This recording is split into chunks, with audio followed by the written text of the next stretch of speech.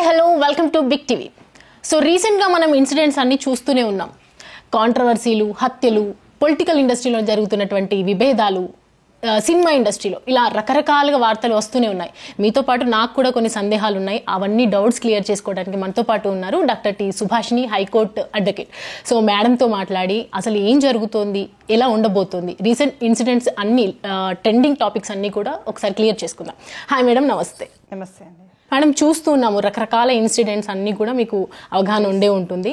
So present నిన్న కాక మొన్న జరిగినటువంటి ఇన్సిడెంట్ గురించి ఒకసారి మాట్లాడదాం. Prithviraj cinema comedian industry 30 years industry అని ఆయనకు పేరుంది. రీసెంట్గా జరిగినటువంటి ప్రీ రిలీజ్ ఈవెంట్లో ఆయన చేసినటువంటి వ్యాఖ్యలు, వైఎస్ఆర్సీపీ పార్టీ మీద కొన్ని వ్యాఖ్యలు చేశారు. 150 మేకలు ఇవాళ 11కి లైలా మూవీ ఈవెంట్లో. సో సినిమా ఈవెంట్కి పొలిటికల్ ఇండస్ట్రీకి సంబంధం ఏంటో ఒకనొక టైంలో కొంతమంది, నేను అందరినీ తీసుకోను కానీ కొంతమందిని చూస్తూ ఉంటే అది ఇది రెండు ఒకటేనా అనే టైప్ అని అట్లాంటి థాట్ వచ్చేస్తుంది, అలాంటి ఆలోచన వస్తుంది. అంటే సినిమా ఇండస్ట్రీలో ఉన్న వాళ్ళు వాళ్ళ పొజిషన్ అన్ని మర్చిపోయిన అదర్ పార్టీస్ గురించి డిస్కస్ చేయడము, అసలు ఈవెంట్ గురించి టాపిక్ లేకుండా నార్మల్గా వేరే టాపిక్ని ఇన్వాల్వ్ చేయడము, ఇదంతా జరుగుతుంది. సో దీన్ని ఎలా చూడొచ్చు అంటారు? దీన్ని బేసికల్గా మనము అంటే ఒక పాజిటివ్ వేలో తీసుకుంటే ఒకలాగా మాట్లాడుకోవచ్చు, ఒక నెగిటివ్ వేలో తీసుకుంటే అది పొలిటికల్ని డిఫమేషన్ చేయడానికి అవకాశం ఉంటుంది. ఒక పాజిటివ్ వేలోనంటే ముందు నుంచి కూడా మీకు పృథ్వీ గారు ఎప్పుడు కూడా కాంట్రవర్షియల్ కొన్ని కేసెస్ కూడా ఫైల్ అయినాయి. ఆ కేసెస్ కూడా రీసెంట్ 7 months బ్యాక్ కూడా గెలవడం జరిగింది. So on that also he passed message కూడా ఇవ్వడం జరిగింది. నన్ను నా మీద ఇంత అభియోగాలు పెట్టారు, నేను చాలా నిద్ర లేని రాత్రులు గడిపానని కూడా చెప్పడం జరిగింది. అలాంటి తరుణంలో మళ్ళీ ఒక కాంట్రవర్షియల్ స్టేట్మెంట్ ఇవ్వడం అన్నది ఒక సబబైన విషయం కాదు. అయినప్పటికీ if it is in a positive వేలో చూసినట్టయితే, ఇప్పుడు జనరల్ డైలాగ్ అక్కడ ఎన్ని మేకలు ఉన్నాయి లేకుంటే ఎన్ని గొర్రెలు ఉన్నాయి అని అనుకునే విధంగా, బికాజ్ ఇట్ ఈస్ వైడ్గా వాళ్ళు చాలా ఇదిగా తీసుకొచ్చారు అది ఆ సీన్. ఆ సీన్ని ఒక సీన్గా చూసినప్పుడు, ఒక పిక్చరైజేషన్ మాత్రమే, ఒక సినిమాటిక్గా చూస్తేనే అది వేరే దానికి it will not effect it. 11 మంది అని ఎప్పుడైతే కామెంట్ వచ్చిందో, మరి దాని కింద తీసుకోవాలంటే కూడా ఒకవేళ సినిమాలాగానే చూడాలి తప్ప వేరేలాగా చూడద్దు. అసలు అంటే పొలిటికల్ వింగ్లో తీసుకుంటే మాత్రము అది కొంత హర్టింగ్గా ఉంటుంది. సో ఇప్పుడు ఒక నెగిటివ్ పాయింట్లో మనం కనుక చూసినట్టయితే అది ఒక పార్టీని ఉద్దేశించి చెప్పినట్టుగా భావించవచ్చు. కానీ అంటే పొలిటికల్గా కాంట్రవర్సీ కావాలని చేసింది అన్నట్టు అదొక వేదిక, ఇది పిక్చర్ వేదిక, ఒక ఫిలిం ప్రమోషన్కి తీసుకున్న వేదిక పైన పొలిటికల్గా ఇన్వాల్వ్మెంట్ చేయాలని ఇంటెన్షన్ లేనప్పుడు ఇట్ ఈస్ కామన్. లేదంటే డిఫమేషన్ కింద వాళ్ళ మీద సెక్షన్ 356 ఆఫ్ BNS వస్తుంది. ఎందుకంటే BNS భారతీయ న్యాయ సంహిత రీసెంట్ యాక్ట్ ఫార్మేషన్ అయింది కాబట్టి ఇప్పటి ఏదున్నా కానీ మనకు కొత్త చట్టము అవలంబించవలసి వస్తుంది. సో ఆయన నిన్న కూడా కేసు ఫైల్ చేశారు, వీళ్ళు మమ్మల్ని టార్చర్ చేస్తున్నారు, ట్విట్టర్లో సోషల్ మీడియాలో మమ్మల్ని అరెస్ట్ చేస్తున్నారు అని నంబర్ పెట్టి నా ఫ్యామిలీ మీద అన్ని ఇట్లా అలిగేషన్స్ వస్తున్నాయి అని చెప్పి చేశారనమాట. సో వైఎస్ఆర్సీపీ పార్టీ కూడా దీన్ని లీగల్గా అప్రోచ్ అవ్వచ్చా? దీన్ని ఎవరైనా కావచ్చండి. వాట్ ఎవర్, మనం ఎప్పుడైనా లీగల్గా బాండేజెస్ ఒక సిటిజన్గా మనకి ఏమున్నది అన్నది ప్రాముఖ్యత. ఒక స్టేజ్ మీద ఉన్నా, స్టేజ్ కింద ఉన్నా, పిక్చర్లో ఉన్నా, ఏదున్నా ఇది ఏంటి కేసు డిఫమేషన్ వచ్చినప్పుడు మీకు ఏమవుతుంది, 2 years conviction or the fine అన్నది వస్తుంది. అంటే 2 సంవత్సరాల శిక్షకు సంబంధించింది ఏ విధంగా చూడాలి.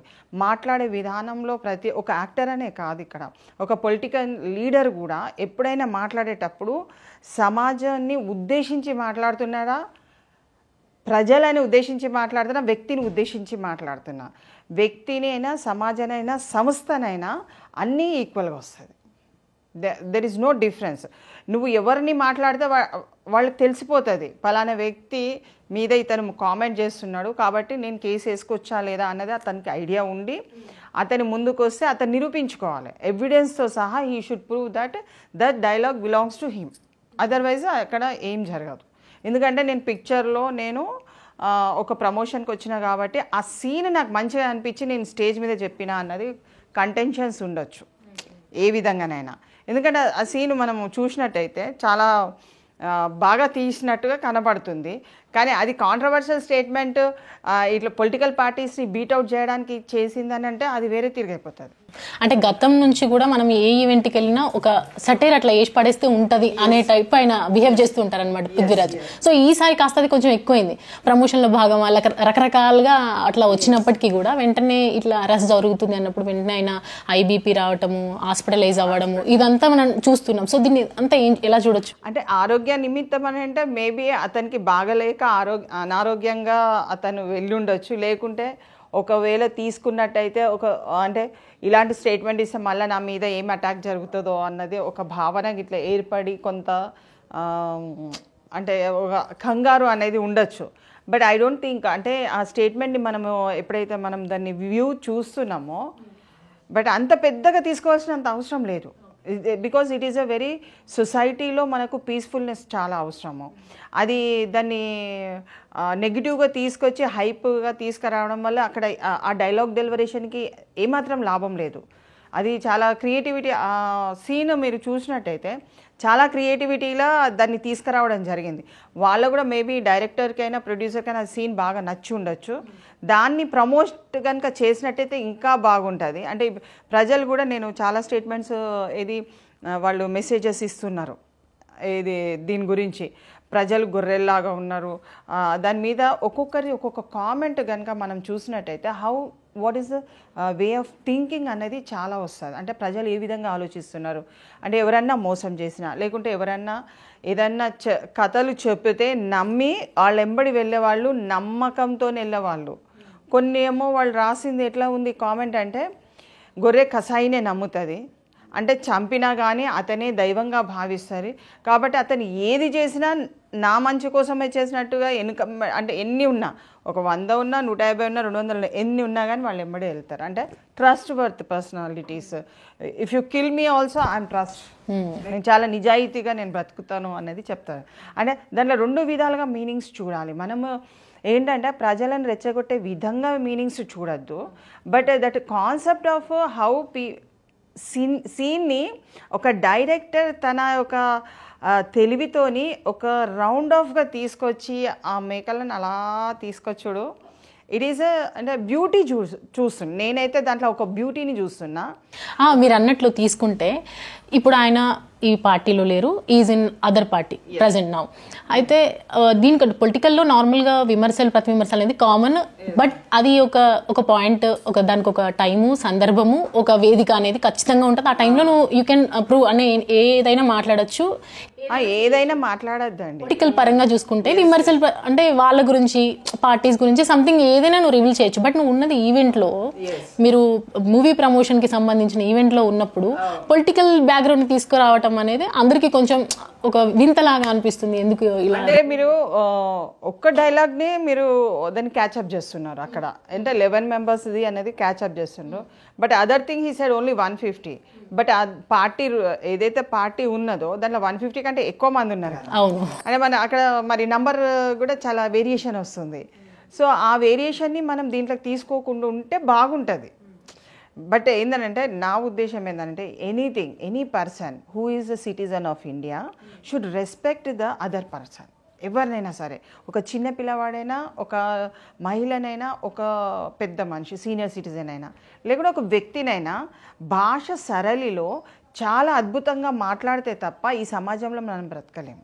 విమర్శలు కూడా, పొలిటికల్ విమర్శలు కూడా మీరు అసలు గత 10 సంవత్సరాల నుంచి కానీ ఎప్పుడైనా చూడండి, అన్ని వీడియోస్ ఒక లాబీగా చేసి డిఫమేటరీ లాంగ్వేజ్ అన్నది హైలీ ప్రిస్క్రైబ్డ్ అస్సలు కాకూడదు.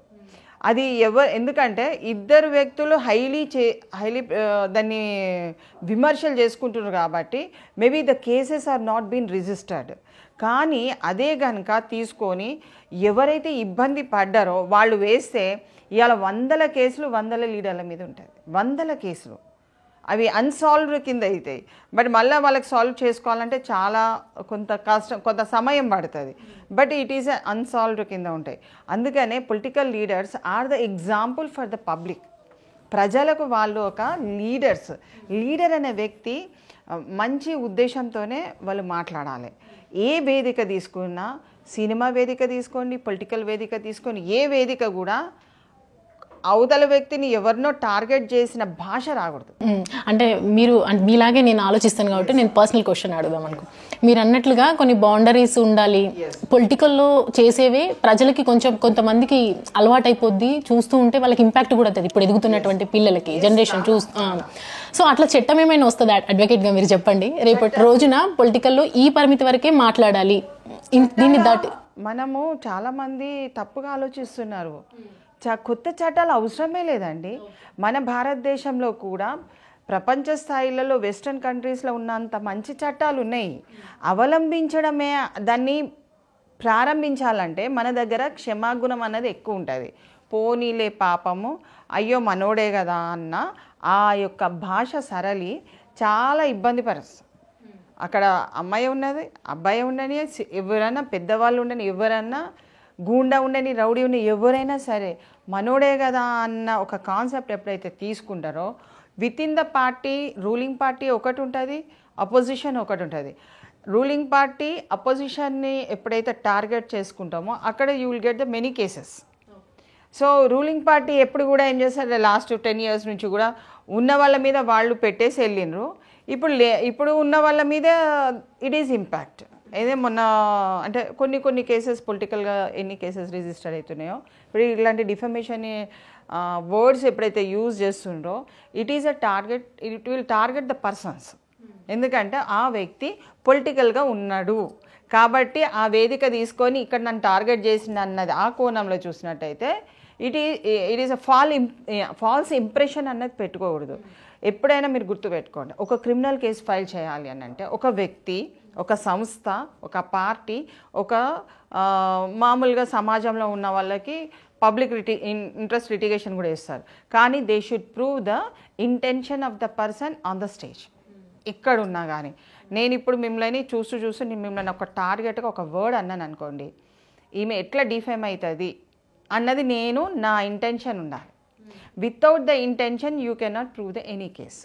కాబట్టి ఈ 356 ఏంటంటే దాని కింద ఒక డిఫమేషన్ని చెప్పబడుతుంది. దాంట్లో 2 సంవత్సరాల శిక్ష ఉంటుంది, ఫైన్ ఉంటుంది. So public should be aware of it.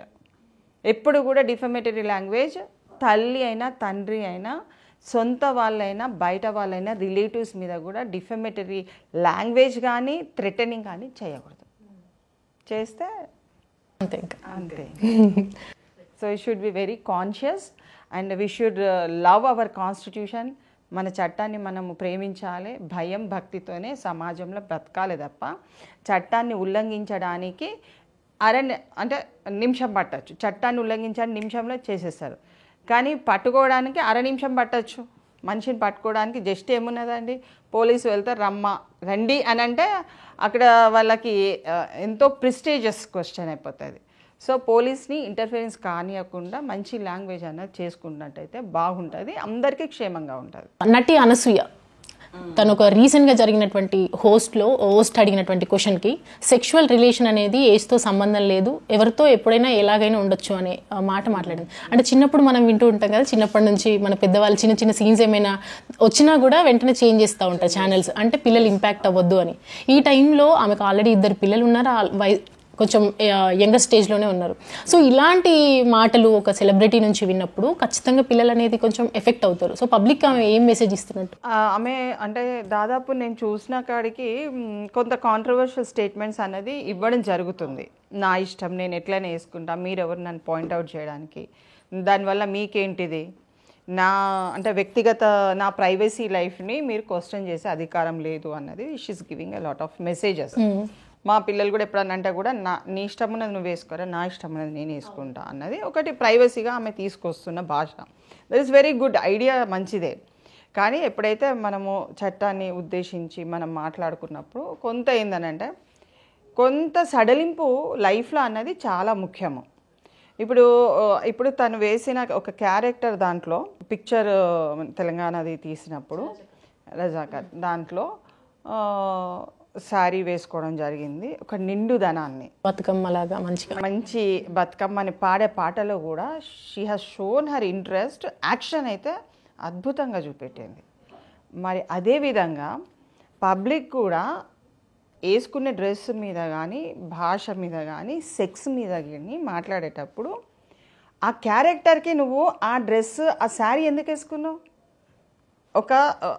ఆ శారీని చూపిస్తున్నావు, ఆ శారీతోని, ఆ బొట్టుతోని, నీ కళ్ళ యొక్క యాక్షన్ని ఎంత అద్భుతంగా చేసింది. మనం అందరం కూడా షీ హాస్ డన్ వెల్ అన్నది మనం అనుకున్నాము. అంటే ఇక్కడ పబ్లిక్లో ఎలా ఉంది అని అంటే, నువ్వు సెక్స్ మీద కూడా నువ్వు ఒక కామెంట్ ఇచ్చినా, నీ డ్రెస్ మీద ఒక కామెంట్ ఇచ్చినా, బట్ ఒక పాత్రను నువ్వు పోషించేటప్పుడు ఆ పాత్రకు సంబంధించిన ఆ డ్రెస్ వేస్తేనే దానికి ఒక అందము, ఆరాధన అన్నది జరుగుతుంది. సో అప్పుడు నీకు క్విక్గా ఏంటంటే ప్రజలు ప్రశంసలు ఇచ్చే పొజిషన్కి నువ్వు పట్టుకొస్తున్నావు. అంటే ఒక సినిమాలో నువ్వు యాక్షన్ చేసేటప్పుడు ఒక పరిపూర్ణత అన్నది తీసుకొస్తున్నావు ఆ క్యారెక్టర్కి. Then how about the citizens? మనము పౌరులము ఈ సమాజంలో ఉన్నాము అంటే నువ్వు సెక్స్ గురించి అంత ఫ్రీనెస్గా మాట్లాడచ్చు, కానీ ఎవరిని పడితే ఏ ఏజ్ని పడితే ఆ ఏజ్ని మనం తీసుకోవాల్సినంత అవసరం లేదు.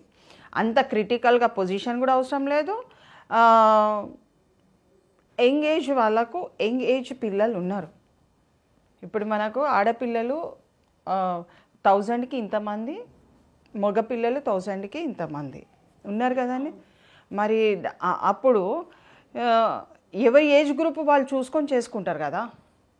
How can you say that comment? You should not say it.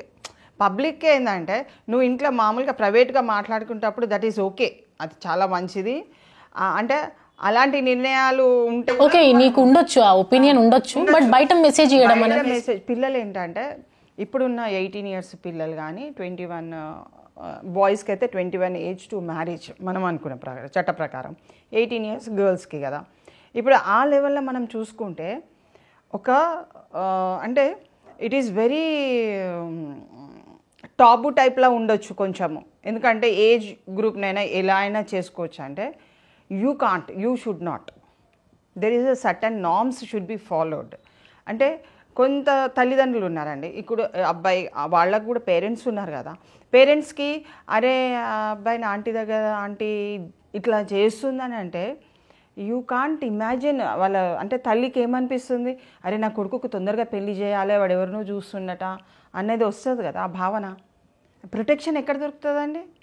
ఇప్పుడు అబ్బాయిని ఏడిపించినా అమ్మాయిని ఏడిపించినా it is not good to the society. Society మంచిగా బతకాలి అని అంటే healthy environment is much more needed. పిల్లల్ని హింసకు గురి చేయొద్దు. If that boy also comes in to a picture, it is a very offensive language అయిపోతుంది.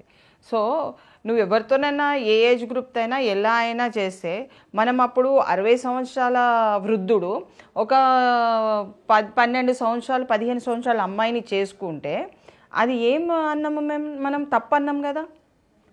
బాల్య వివాహాలు రద్దు చేయమని చెప్పింది కదా.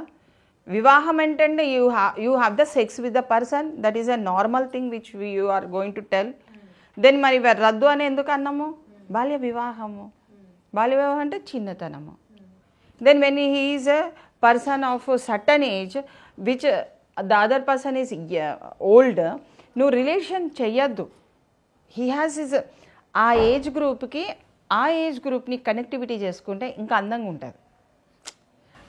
అందుకే ఆమె 21 మెన్షన్ చేసినప్పుడు దానికి ఓకే, 21 years అయినా కూడా ఓకే అంటే అలా చేయకూడదు అన్నది ఒక ఒపీనియన్. ఆమె ప్రతి సినిమాలో చూడండి షీ సెలెక్ట్స్ ఒక క్యారెక్టర్ ఆర్టిస్ట్గా సెలెక్షన్ చేసుకునే చేస్తారు. ఆ క్యారెక్టర్ ఆర్టిస్ట్గా ఉండి సంపూర్ణమైన యాక్షన్ చేసి వదిలిపెడతారు, ఇర్రెస్పెక్టివ్ ఆఫ్ డ్రెస్సింగ్. బయట ఏ డ్రెస్సింగ్ వేసినా అది ఇర్రెస్పెక్ట్.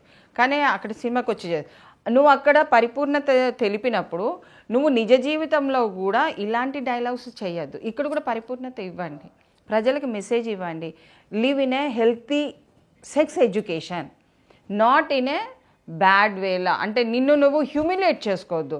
ఒక అబ్బాయి ఏమనుకుంటాడు, ఒక అమ్మాయి ఏమనుకుంటుంది, నాకు నా నా స్థానంలో ఉన్న వ్యక్తి దొరికితే నా లైఫ్ హ్యాపీగా ఉన్నది అనుకుంటారు. బేసిక్గా మనం చూస్తాం కదా సినిమా ఇండస్ట్రీలో చాలా మంది పెద్ద పెద్ద వాళ్ళు కూడా బయటకు వచ్చిన తర్వాత ఇన్నర్గా ఏమైనా ఉండొచ్చు కానీ బయటకు మాత్రం గుడ్ మెసేజెస్ ఇవ్వాలనే చూస్తారు.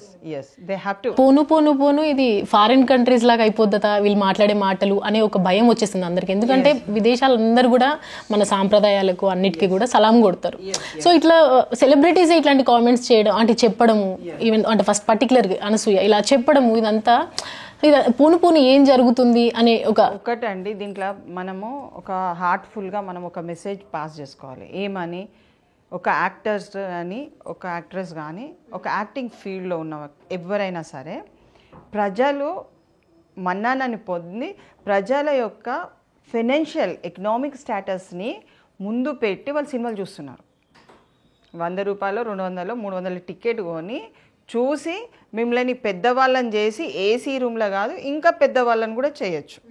అంటే మీకు ఒక క్రెడిబిలిటీ ఇస్తున్నారు. కరెక్ట్, చాలా క్రెడిబిలిటీ. మన ముందే ఇప్పుడు ఒక పేదరాలైనా కానీ 200 రూపాయలు ఇచ్చి టికెట్ కొన్నా కానీ మిమ్మల్ని ఎక్కడ చూస్తున్నారు? బెంజ్ కార్ తిరిగితే నాకు తెలిసిన యాక్టర్ ఇంత బెంజ్ కార్లో తిరిగితే బాగున్నది అని నీ ఒక హార్ట్ఫుల్ ఒక చీరప్ ఇస్తావు. మరి అదే పబ్లిక్కి నువ్వు మంచి మెసేజ్ ఇస్తే ఇంకా చీరప్ అవుతుంది, వాళ్ళ లైఫ్ బాగుంటుంది కదా. అది ఎందుకంటే పబ్లిక్ని చూసుకోవాల్సిన బాధ్యత ఒక యాక్టర్స్ది కంపల్సరీ. అది మ్యాండేటరీ అనుకోండి, లేకుంటే వాళ్లకు మంచి మెసేజ్ ఇస్తుంటే వాళ్ళు కూడా ఎదుగుతారు, ఇంపాక్ట్ అవుతుంటారు. కాబట్టి అంటే ఒక యంగ్ జనరేషన్కి you should give lot of guiding. వాళ్ళు గైడర్గా ఉండి వాళ్ళు ఏదైనా చేసుకోండి, వాళ్ళు ఇష్టం, ఆమె ప్రైవసీ లైఫ్ అన్నది. బట్ ఇప్పుడు ఉర్ఫీ అమ్మాయి బట్టలు లేకుండా తిరిగితే పోలీసు వాళ్ళు పట్టుకోలేదా? బాంబే అంటే ఏరియాలలో పట్టుకొని నువ్వు ఇట్లా పెట్టద్దమ్మా ఇట్లా వేసుకొని పోవాలి. ఇప్పుడు అంతెందుకండి, అఘోరిని తీసుకోండి మీరు. ఆమె ఉత్తగా పోతుంటే ఆమెను ఎందుకు ఆమెను బంధించడం ఏంటి, ఆమెకు బట్టలు మీద వేయడం ఏంటి? See, we are learning, we want to give a good message to the society, go in this direction. మీరు ఇలా వెళ్తే మాకు మంచి హ్యాపీగా ఉంటుంది, మేము సంతోషంగా ఉంటే మీరు సంతోషంగా ఉన్నట్టు. So we should give a lot of good messages to the public to get the healthy environment అన్నది నా అభిప్రాయం. రైట్. సో అది చూసారు కదా అడ్వకేట్ సుభాషిణి గారు చెప్పినటువంటి వ్యాఖ్యలు. ఆమె లైఫ్ ఎక్స్పీరియన్స్తో కానీ ప్రొఫెషనల్గా ఉన్నటువంటి ఎక్స్పీరియన్స్తో కానీ హౌ హ్యూమన్ షుడ్ బి అన్నీ చెప్పారు ఆవిడ. చట్టపరంగా ఎలా ముందుకెళ్ళాలి, అమ్మాయిలకి ప్రాబ్లమ్స్ వస్తే ఎలా ముందుకెళ్ళాలి, జెన్యున్గా రిలేషన్లో ఎలా ఉండాలి, ఇవన్నిటి గురించి కూడా క్లారిటీ ఇచ్చారు. రీసెంట్గా జరుగుతున్నటువంటి ఇన్సిడెంట్స్ అన్నిటి టాపిక్స్ మీద కూడా అందరికీ అవేర్నెస్ కల్పించేటట్టుగా మాట్లాడారు ఆవిడ. Thank you madam, thank you so much. For more videos like this, subscribe Big TV channel.